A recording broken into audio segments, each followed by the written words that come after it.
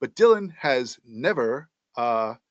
not yet given his on-air opinion about the issues with Aaron Rodgers, Aaron Glenn, and the Jets. So, Dylan, why don't you give us your opinion about what you think about this whole debacle?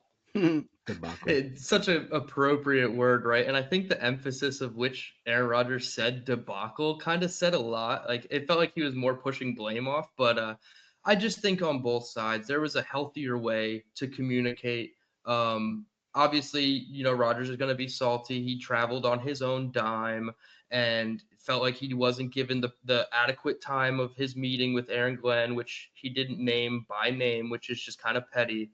But also, I think Aaron Glenn could have probably approached it in a different way too, and just instead of just leaning in and saying, "Hey, are you ready to play football?" Maybe he could have approached it in a different way. So I just there's a healthier way, healthier lines of communication could have been drawn. Now, if they called him over the phone and said, "Hey, we're going to let you go," we know how that would have went. Aaron Rodgers probably would have made a big stink about that as well. So they tried to do as best they could to do right by him, a guy that the organization certainly I guess cared about in a big way, but the new regime doesn't really care about, and that's fine. So they tried to handle it with the best, respect and cordialness that they could, but it got a little ugly. And the Pat McAfee stuff, I mean, I only read the excerpts from the beat. I didn't watch the whole thing.